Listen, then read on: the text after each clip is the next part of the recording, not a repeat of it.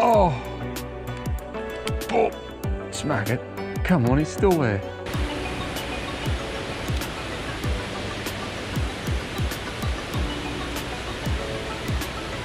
Love those little hops with those wrigglers.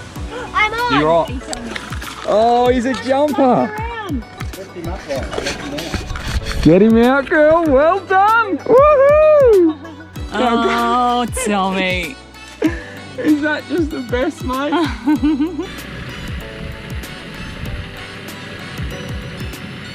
That is just unreal.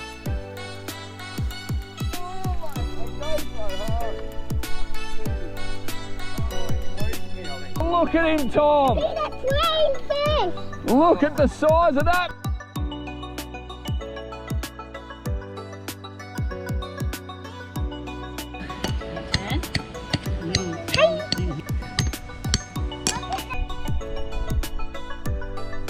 You, mate, are right at the tip of the country.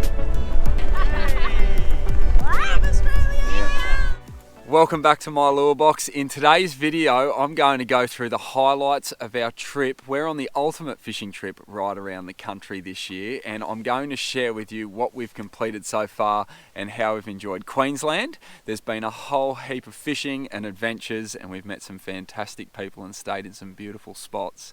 And I'm going to share that with you to hopefully inspire you guys to get out and see the best of Queensland and to enjoy some fishing. I'm going to share with you the gear that I've used, the stuff that's been frustrating, the stuff that's worked a treat, how I've fished it, and also just the touring experience as best as I can in this short video. I could go on forever because there's been so much that we've enjoyed in Queensland, but hopefully this video can help inspire you guys and point you in the right direction to some beautiful little spots that you might find yourselves, or it might give you some tips to help you with your fishing in your local. So what I'd like to do, I'm going to cover all of our trip, and I have been in the weeks leading into this. I'm going to keep doing it with short adventure videos and lure reviews on the way around with what I'm using. But at the end of each state, when we complete each state or territory around the country, I'm going to do like a highlights video, and that's what this is. And not just the highlights, a couple of stories, and share with you what's happening with the fishing. So because this is the first one, we've left Queensland, we left the Gold Coast back in late April. I want to give you a bit of a backstory very quickly on how we left and what our setup is, so you know. And if you've just joined this channel, then you might not have seen what's been happening already, but we have been on a trip for now just on 3 months, and it's been absolutely fantastic. We set off with our 14-foot Jayco caravan. I've got a dual cab Toyota Hilux, and on the roof I've got a Mozzie boat loader that carries the tinny with the electric motor and the 25 horsepower Yemi, so that my family and I can fish out of this thing and live the fishing dream. So we set off in late April, and we basically, the idea behind the trip was to try and get away from our striking range that we'll be able to touch in years to come with shorter trips. So we rolled into Bargara, left Bargara, and then went up to Rockhampton, Yeppoon, met some family members, and then rolled into Airlie Beach, and that's really where it started for us. I've fished a lot of sections up to around 1770 over the years, and I just want to hit new water, find new adventures, and uncover some gems that I've never seen before and share them with you guys. Hopefully the next 15 minutes or so I can condense it in and share with you some of the highlights and some of the stories that have come out of the trip so far. I'm definitely going to forget stuff. I wrote down a page of notes, I've lost it on the way out here, and I just thought I'd roll with it. So that's how we'll go. By the way, if you have any idea where I am here, this is absolutely breathtaking. Take a look at this. If you've got any idea where you think I might be right now, then put it in the comments. Have your guess, throw it in the comments below. I'd love to see where you think I am. I'll give you a couple of hints. There's every chance I might have a croc approach me while we're doing this video. There's a whole heap of gorge country around here. This is a massive, massive system that I'm sitting in. One of the biggest I've ever seen outside of offshore. And it's stinking hot. Last little hit I'll give you is that it was a very timely arrival here to get in here due to the restrictions. So we've done our best just to be here, and feel really lucky that we're here. But anyway, so the way that the trip's gone, we started in Airlie and we went to a fishing competition held by the Big Four ecotourism resort out of Airlie Beach, and that was just fantastic, and it really started things off in the right light because I had the family on the boat. We'd had some trimmings done to the boat, like these side rails for the kids to hold on to, and a deeper section modded through the middle of this boat so that we could fish out of it comfy and more safe with the crocs that were coming as we headed up into the tip of Queensland. And we got onto some beautiful fish. I'll overlay some of that footage here, but we just enjoyed a fantastic weekend fishing out of Airlie. And the key for that trip, because we were only there for a really short period of time, even though I wanted to go skip casting my lures, and that's been one of the big keys for me on this trip so far, was to rely on that skip casting technique to get in under mangroves and things that are up here, it was live baits that did the damage. So I made sure I had the cast net. The kids love the livey fishing, and that's a real tip if you're coming out fishing, to throw the live bait gear in and set up with a little bucket for the kids to enjoy their time. Make sure you got plenty of water and plenty of music and food, and the family fishing experience just kicked off right in the right direction for us in Airlie. So we hung around some of the rock walls there, and then after that fishing competition we went out to Lake Proserpine. And if you're in the area, if you haven't seen any of Pelagics, any of Maddie's videos, the barra in there are massive, and it's just a beautiful place to stay. We stayed on the banks there. I don't know how long that's going to last. There were rumours that the camping there might be winding up or changing in the next 6 months. But if you get a chance, winter or not, go and see Lake Proserpine and stay on the banks. It is a stunning place to be and a beautiful place to fish. Even though I found it quite hard, I fished with big plastics and things, and so big plastics like that I fished with, and some big frogs as well. I've got some big Z-Man frogs. I fished with stuff like that across the surface, and I got a little bit of interest but couldn't convert, so I will be back and there'll be more videos of me fishing that place in the future. But that was really where it started. And then one of the great highlights for us on this trip has been our very first mud crabbing experience that happened on the way out of Airlie into Townsville. We stopped in at Gary's fishing hut, and I got taught a few lessons on how to fish with kids and how to teach them fishing in general, but also mud crabbing.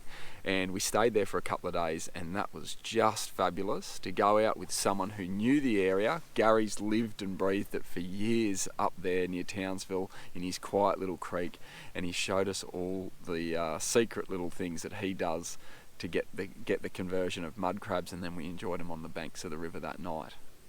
So getting in touch with locals is always a key thing, but boy, they were just so generous, and that's been one of the themes of the people that we've met along the way, has been their generosity.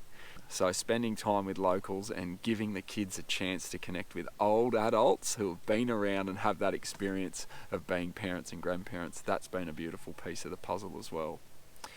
I fished up there in Townsville and didn't catch, I think I caught one cod, and that was the start of a realisation for me that the fishing in North Queensland is not all fire all the time, total heaven. I have done days of donuts the same as everyone, and the reality is when you come to a new place, regardless of whether it's way up north in Queensland, you've got to work the place out and use the knowledge and the experience that you've got as an angler to try and piece things together.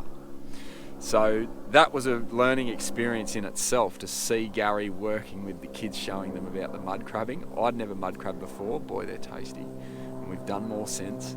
But we left Airlie and then went to Townsville and met up with Gary, and then from there we started to head up, and we met Lauren's parents in Cairns, which was a base for us with a relative of mine for a week. There's my go and pick the kids up alarm. We're coming out for a barbecue this afternoon. Have a look at this. I've got the Weber in and we're doing sausages out here on the boat for sunset. How beautiful. Tommy will be throwing lures for sure. So we stayed in Cairns for a week and got the car checked over. I went and got my suspension that Petters had put on. I had a GVM upgrade to make the ride just beautiful for our trip.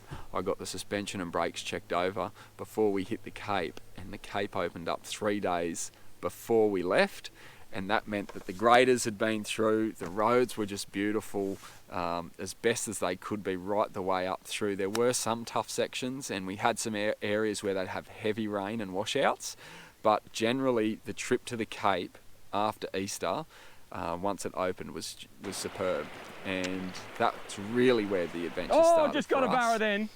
We fished some of the roadhouses on the way up, and my tip there, let me show you what I fished, because initially I was fishing with 40 pound and 60 pound leader, and I was getting really frustrated not getting bites, and then I was fishing tiny creeks, and I was like, the barra are only this big a lot of the time, and I wasn't even getting onto them, so I downsized a lot of my stuff.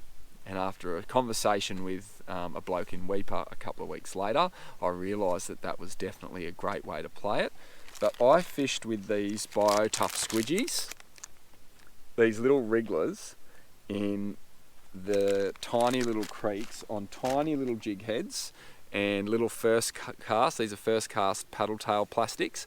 I fished with those with lightly weighted, like 1/6 of an ounce heads, in the tiny creeks where these roadhouses are. There's creeks always parked around these roadhouses, like Archer River, Hahn River, those areas on the way up through the Cape. There's some beautiful little creeks and some great barra fishing in there, and the whole family ended up getting onto some fish in a couple of little walks that we did away from the roadhouses in through those creeks. And that was fishing only with like a little 20 pound setup. This is just like 20 pound, I think it's like the Slick 8 by Power Pro, so it's got a fairly abrasion resistant, but it's 2020 that we fished with, and little like weedless setups, because the kids were throwing them into the trees. So the little TT chin lock setups with a little weight or a 1/6 ounce on the snake logs rig, that was the way we went, and that was fantastic. So stuff from TT like that are fantastic up there to be able to get in and around all those tiny little creeks on your way up through the Cape. We stopped off at a couple of creeks on the way, and it was just unreal. I had a beautiful session up there where my skip casting with my little Raider setup. So that little Raider setup with the Corrado on it was just a stunning way to go, and it's probably my core skill set that I use when I'm going fishing mangroves, is to go skip casting with that gear. And if you haven't seen that stuff, you haven't watched much of my channel, because it's full of it, but it's a real key to being able to get those barramundi and mangrove jacks in those tiny little mangrove lined creeks. And the lures that I used for that, I'll show you those. The lures that have converted for me so far have been little paddle tail, 4.5 inch paddle tail soft plastics like an Eco Gear bolt. This is a Fish Arrow Flash J Shad. Like, look at how destroyed that is. Maybe you can pick that up in the sunlight like that. But those ones, the little first cast has been fantastic, and again, that's been, these Sharp Point jig heads is what I've been using for that, with a twist lock put on top. And Sharp Point have released a lot of these weighted worm hooks, which I just love for skip casting. He's got them in a whole different bunch of sizes and weights, which is fantastic. So I just got my hands on about 8 packets of them, and that's been how I've rigged those the whole time. So once we got up into Weeper, I fished another day in Weeper, and we live baited. We ran into some guys that had fished it for a long time. They were in the cabin beside us, and I just struck up a conversation with them. I saw them roll in a like a hired boat, and they'd been fishing the place for 10 years.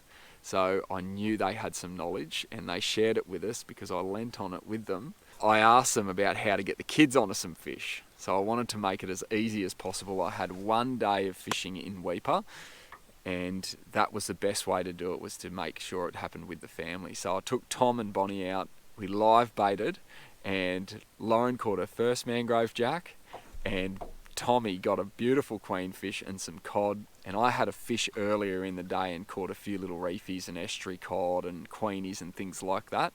But the best way to go for us when we got into Weipa, not knowing the place, it's massive and there's heaps of options, including like massive fish under the bridges, but there's a load of sharks up there as well, which can be fun too. But to go on live bait with the family was the best way to convert. And then I had a great conversation with an old friend who has been a long-serving paramedic on the Gold Coast and the surrounds, Mark Ward, who runs Weipa Fishing, the page on Facebook and YouTube. Mark gave me a lot of insights, and I think if you haven't followed Wardy on his Weipa Fishing channel, get on there and take a look. He fishes a lot lighter and uses smaller lures and converts with some fantastic catch rates, and that's been a big change for me. The big surprise was get rid of my 40 and 60 pound, go down to 20 pound and fish lighter along the mud sections and the drains for them, and that's made a hell of a lot of difference for my catch rates most of the time. I've lost some great fish along the way, and I've lost some big barra as well, which has hurt at times, getting snapped off and things, but overall my fishing experience has been way more frequent because of that lighter fishing. There's a couple of the things that have really been game changers. I went and fished right up near Punson Bay in some tiny creeks that I had to travel a distance to get to with the tinny. So having the 25 and the electric, having the electric with me has been a complete game changer, but having the 25 with me and being able to skip cast has made a huge difference to my catch rates. The toughest things have been the wind on the east coast after Easter. The prevailing easterly and southerly winds that have come in have made the coastal fishing, and I thought I was going to rock fish a lot and fish off the shores. It's made that very difficult. The tides in those creeks as you head further north are so difficult to get the timing right, and I missed sessions and muffed sessions because of it and missed my bite window as the water was draining out of the mangroves. And I turned up to the fishing spots after it had already left the mangrove lines, and then all I was fishing was mud banks, and that became very difficult outside of my skill set from what I've been fishing down on the coast, where there's smaller tides and a much bigger window of being able to cop the drain of the tide. Whereas up north, the draining tides, it can happen so quickly that you need to be there for that bite time. As it drains out, the bait comes out from the mangroves and the fish are there feeding and going nuts. And the numbers of fish up there, if you can get it right, I've had great sessions, but I've also fished days where I've missed it and then ground out donuts or 1s and 2s and things like that. So the big surprises that have been frustrations for me have been working the tide heights out, and that's where I think the local knowledge and speaking to people who live around the area really helps. That all came full circle when we arrived in Karumba, and I released a Karumba video with some great barra fishing, including Lauren's first barra, one of my better ones, and actually I got a couple of good ones there. But that was a beautiful stay with a real chance meeting of a guy who has fished for 20 odd years remotely into the most remote areas of Australia. He pulled up opposite us at the caravan park because of a whole heap of circumstances, including the Normanton show, the rodeo in Normanton, where all the station owners came to enjoy that for the week, and he had to come off the stations, the remote places where he lives and breeds his fishing, and he stayed with us. And so I spoke with Matt and got to fish with Matt, and his insights into using my scanning unit for sounding, which is a key for me now. A big move for my fishing in this trip now has been using a unit that can scan and look for fish and understanding the barra a lot more. So they're a lot different to jack, and their biting behaviour is a lot different. But that has been a massive key for my fishing, was getting in touch with someone who had fished the area and understood the barra. And there were a lot of people at the caravan park as soon as those winds hit that left their boat at the caravan park, and they were all just kicking around the park, and they were all telling me that the fish don't bite on the wind. And Matt was like, Johnny, you've got half an hour of daylight left, mate. You need to get out on the water. Now's the time to go catch your barra. And we caught 2 or 3 in half an hour that afternoon, and he sort of just revealed to me the fact that you just have to get after it regardless of conditions and go and work out bites when you can. So getting a chance to talk with Matt and his knowledge even though he's not a local, he's fished the area for a long time, has been absolutely outstanding. And that's been one of the big turning points, was a chance meeting with a very experienced barra fisherman. He's fished for everything, actually, but he understood the barra the way that I hadn't, and hadn't considered the details, the fine details that really matter with barra fishing, and that's made all the difference as we've now travelled around and started to get a little bit more of a handle on how they feed, what they like. So there was also a story of a metre 40 that jumped in an old bloke's boat. He had a 3 metre tinny, and Noel, who stays there for months at a time, had a 1.4 land in between him and his dear old wife, and he shared that story and showed me the photos of that. So that's been the crux of it, folks. I'm starting to drift around into the sun, and you're probably going to miss a lot of this, but what we'll do, we'll start to bring things to an end now with this video. There's a lot more to share. I could go on forever. The fishing that we've been doing has just been fabulous, regardless of the catches we've been getting. The people that we've been meeting on our way around, they've met a great version of me, because we're out doing what we love, and so we've connected in beautiful ways and started some great friendships. Lauren's started to love her fishing, which has been a big win for me, and probably the biggest highlight for me with our trip so far is that our family feels like a unit. We're living and breathing in each other's pockets, but we operate as a unit day to day now. So that's been something that I've wanted the whole time, because every other day, every other year, I get myself ready, shoot off to work, leave the kids. Lauren might go to work a couple of those days, and some days they're in at daycare and we're all splitting all the time.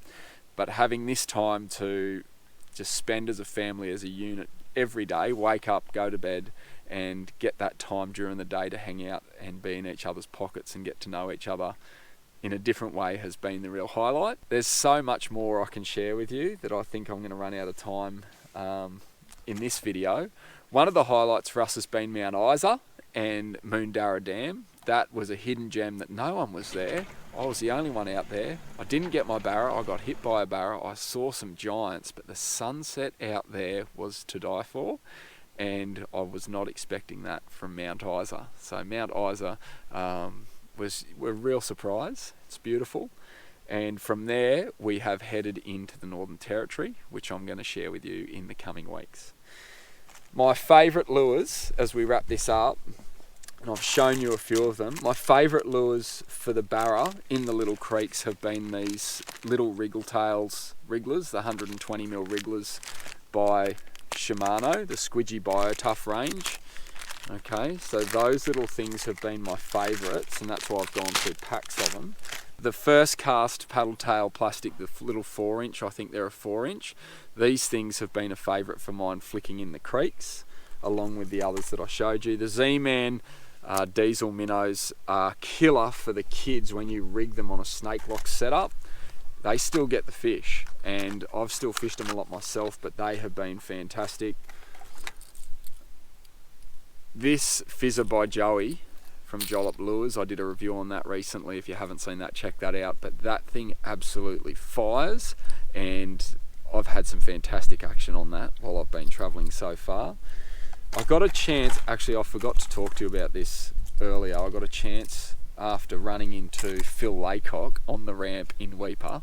Phil made contact with a good mate of his, Greg Vinal, who runs the Australian Lure Fishing Podcast, and when I was heading back into Cairns, we got in contact and G'd up a fishing session together where we got to quiz each other and share a lot of insights with each other, and he shared a couple of his lures with me, his homemade timber and balsa handcrafted lures, and we chewed the fat for long after the session was finished on what he's learnt over the years with his lure making and fishing, and same back and forth the other way.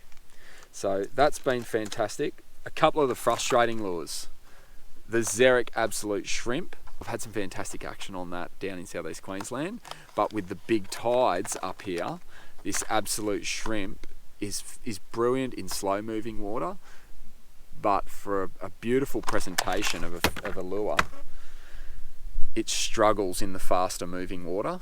So I haven't been able to fish that as effectively, even though I've tried a lot, and it's got such a great presentation and a great big hook there to hook into the barra that are hard to catch sometimes.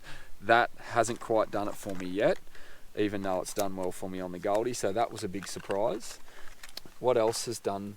This has done well, but the hookup rate with the jungle perch just out of Townsville around those crystal creeks is just amazing. If you're travelling through there, you've got to go and just stay there, not even for the fishing but the scenery. These little things are a little bit temperamental. The bass and the jacks just crunch them and smash them.